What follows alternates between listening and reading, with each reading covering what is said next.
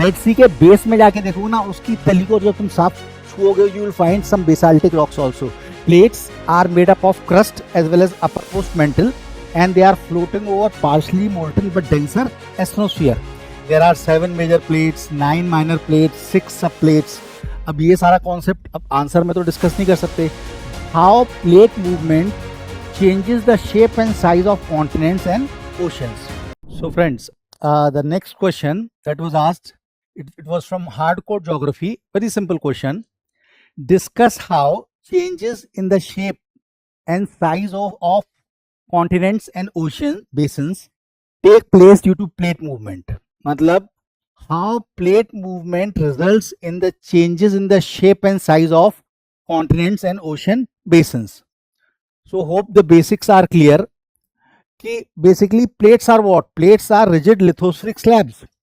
Plates are rigid lithospheric slabs which are floating over partially molten astrosphere. These oceans and continents are located on these plates. जैसे ये plate है, a part of it may be oceanic crust, a part may be continental, then again oceanic. जो plates, जो continents और oceans है ना, they are located on plates. Plates are made up of crust as well as uppermost mantle, and they are floating over partially molten but denser astrosphere.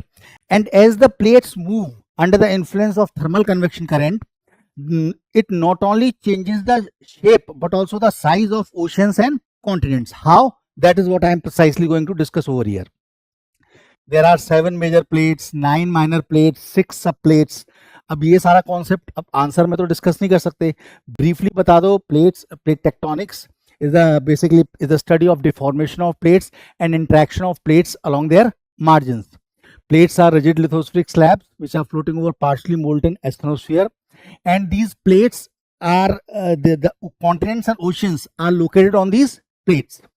Now question is how plate movement changes the shape and size of continents and oceans. See, these plates are continuously moving. As a result of their movement, at places they are moving away from each other, at places they are moving towards each other, at places they are sliding past each other. There are 3 types of plate boundaries. One, divergent plate boundaries. Divergent plate boundaries where the 2 plates are moving away from each other. Where the 2 plates are moving away from each other. Now divergent plate boundaries, and second is convergent plate boundaries.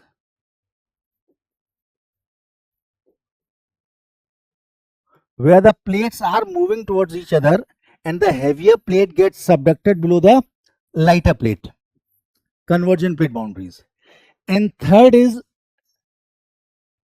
sliding plate boundaries, where the 2 plates slide past each other. Neither the plate is created nor it is destroyed. These are sliding plate boundaries where the 2 plates slide past each other. है ना? They are sliding, moving in parallel and opposite direction. So let us see how plate movement brings about changes in the shape and size of continents and ocean basins. First, divergent plate boundaries. How do they get formed? See, divergent plate boundaries can get formed on ocean floor also and on continents also. Whenever, suppose this is a continental landmass, whenever rising thermal convection current, wherever rising thermal convection currents are found, the divergent plate boundaries come into existence. Divergent plate boundaries. In this process, you will see how the shape and size of oceans comes into existence and how do they change. Now, wherever the rising thermal convection currents are found, the divergent plate boundaries come into existence. And if this rising thermal convection current happens to occur below continental plate, continental part, this plate may be having oceanic crust also, but if the rising thermal convection current happens to take place before the continental part of the plate, continents are thick, then what happens? The rising thermal convection current, they bring magma along with them. And as this magma reaches the base of the crust, base of the plate, continental part of the plate, it not only melts the plate but also pushes the plate from below. The rising magma not only because continental part of the plate is having more silica, its melting point is high, it's not easy to get melted. Agar yahin par basically there would have been oceanic part of the plate. If oceanic part of the plate would have been here, then this oceanic crust would have got easily melted. Not only it is thin, but it is having less silica, more iron and magnesium. So the melting point of basaltic oceanic crust is less, but the continental part of the plate is having more silica. So it is having higher melting point. So the rising thermal convection current will initially melt the plate, and this also pushes the plate from below. As a result of this, a dome shape gets formed on the surface.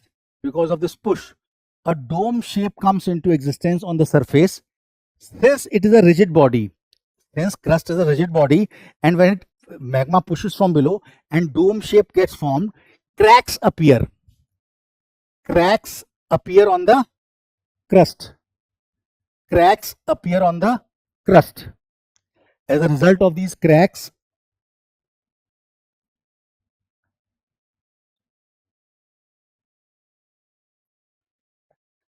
it gets cracked, and as these thermal convection current diverge, they stretch the crust from below. They stretch the crust from below.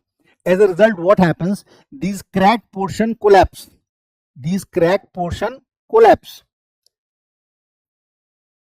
and as a result, a rift valley gets formed on the land area.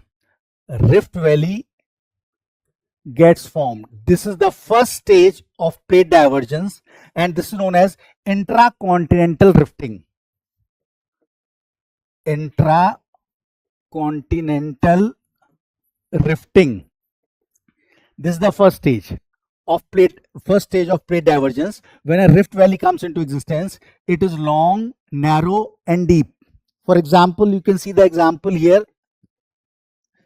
Example of rift valley getting formed by this process is East African Rift Valley. You can see East African Rift Valley. See this East African Rift Valley runs like this. This Lake Rudolph, Lake Edward, Lake Albert, Lake Edward, Lake Tanganyika, Lake Malawi, all are located on within East African Rift Valley. This is the first stage, formation of Rift Valley. Long, narrow, deep valley. It is long, narrow, deep valley. It is the result of plate divergence. It represents first stage. Sea water has not entered into it. It still have freshwater lakes. Rudolph, Turkana कहते हैं उसको, Albert, Edward, Kivu, Tanganyika, Malawi, all these freshwater lakes are there. East African Rift Valley is the example of first stage. Now, first stage over. Now second stage. Second stage is called interplate thinning. In second stage, this regular melting continues. Second stage is interplate thinning. Interplate thinning. Here, the regular melting of the rift valley, base of the rift valley, creates numerous cracks in this base of the rift valley. Cracks. And because of regular melting, यहाँ से कुछ basaltic magma also reaches the base of the rift valley, basaltic magma.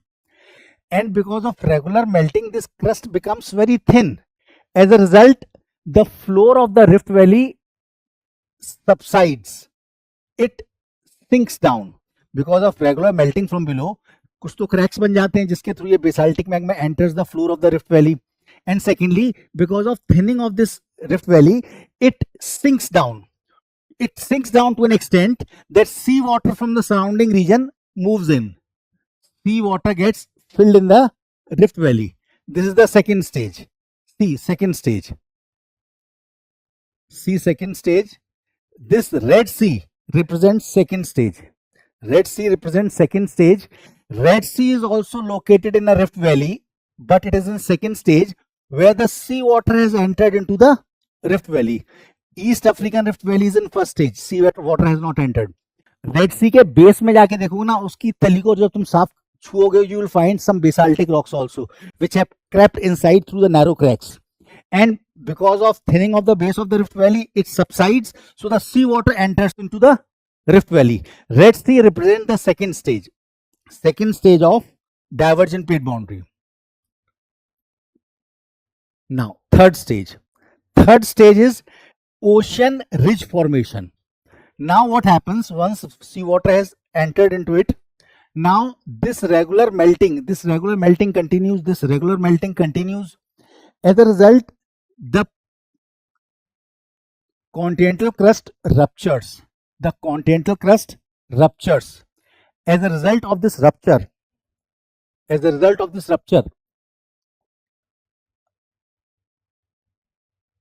it ruptures from below, अलग हो जाते हैं, and these two pieces start moving, these two crustal pieces start moving away under the influence of this rising thermal convection current.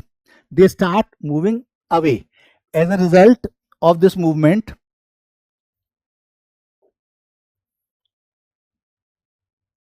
they start moving away.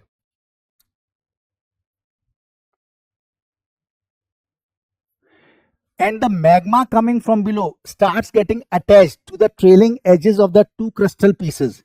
The magma coming from below starts getting attached to the trailing edges of these two continental masses. As a result, new oceanic crust gets formed. पहले दोनों पास पास थे. Now, because they have got ruptured from below, third stage, ocean ridge formation, it has got ruptured. Magma coming from below starts getting attached to the trailing edges of these two land masses, and this leads to the formation of new basaltic oceanic crust, and some magma gets deposited on the trailing edges in the form of oceanic ridges. And the sea that was in the form of narrow Red Sea, it gets expands. For example, third stage,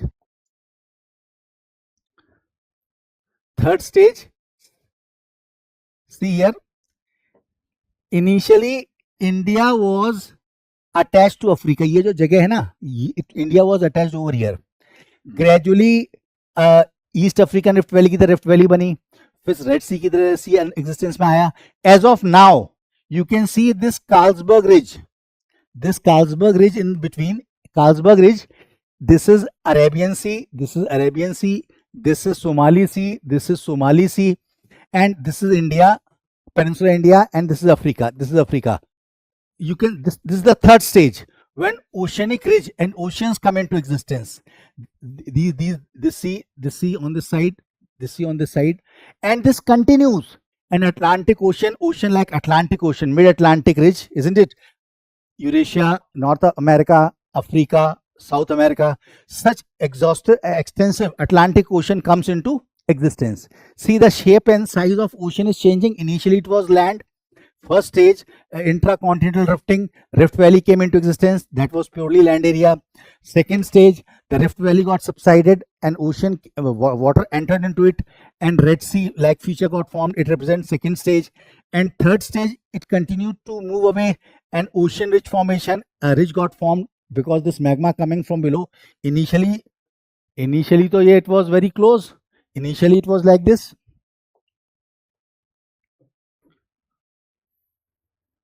This was like this Rift Valley. Third stage mein the two land, it gets ruptured. The base of the Rift Valley gets ruptured, and these two land masses नीचे से जो magma आ रहा है ना, it continues to get attached with the trailing edges and continues to drag these two land masses away, and the magma continues to get attached to the trailing edges. ये water body बन गई थी, and as a result, as it moves away, more and more oceanic crust gets attached, and this continues to happen, and ultimately this will move away and extensive oceanic crust will come into existence. This is how Atlantic Ocean got formed. Pangea tha, it was landmass, and this is how it got ruptured, and these two pieces drifted away, and Atlantic Ocean came into existence. Now, how continental areas also get modified. Now see, when two plates converge,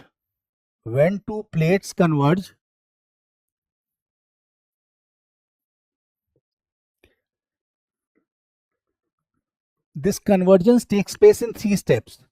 First, oceanic convergence. When the place where the convergence is taking place, if on either side only oceanic crust is present, it is known as oceanic convergence. This plate is both continental and oceanic. This is also continental and oceanic, but the place where convergence is taking place, on either side only water body is there, so it is oceanic convergence. And once this oceanic crust completely converge, this continental landmass will come over here. This continental landmass will come over here. Continents cannot subduct because it is oceanic crust which is heavier, which always subducts. Now this oceanic crust starts subducting below this plate. This in this case, on one side continental landmass is there, on the other side oceanic crust is there. This is known as oceanic continental convergence. And when this continues and these two plates come sufficiently close, sediment derived from these land masses that is being deposited in the sea, it continues to get deposited, and when they come sufficiently close, this sediment starts getting squeezed and folded into fold mountain.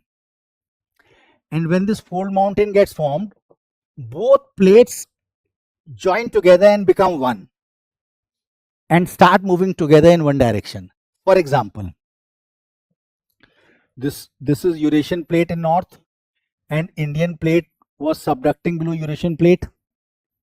Still it is subducting. Tethys Sea was lying over here. This is Eurasian plate. This is Indian plate.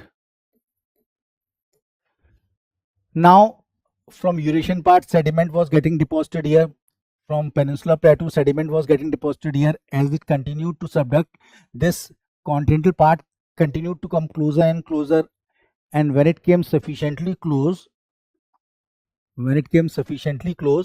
the sediment deposited in the sea started getting squeezed and folded.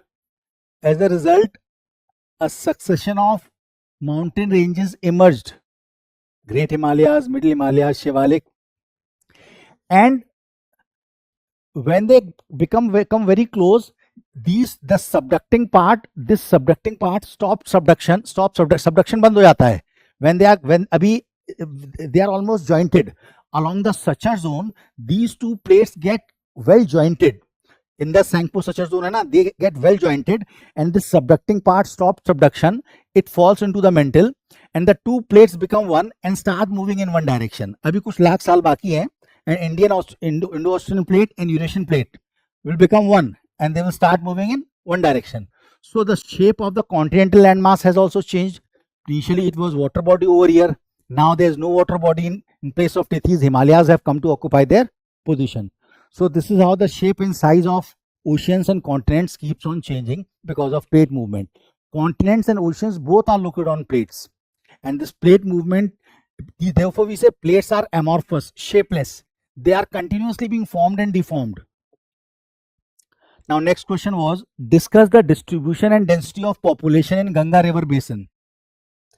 Distribution and density of population in Ganga river basin, and with special reference to land, soil and water resource.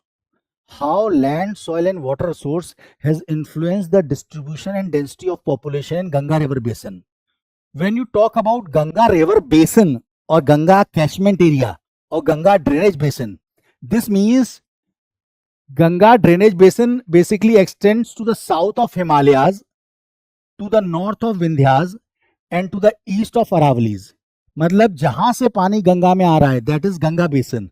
Rivers, the left bank tributaries coming from Himalayas, then you can see its right bank tributary including Yamuna, and this Banas river coming from Aravali, Chambal, Sindh, Betwa, Kane, Stone, and Rehind, all coming from right bank.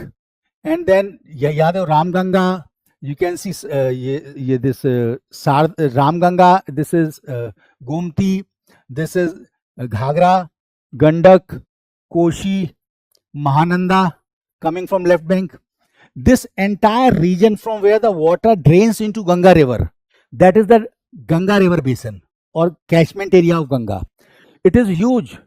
This Ganga river basin lies north of Vindhyas, south of Himalayas, and east of Aravalis, from where Banas river drains into Chambal. Chambal drains into Yamuna. Yamuna drains into Ganga.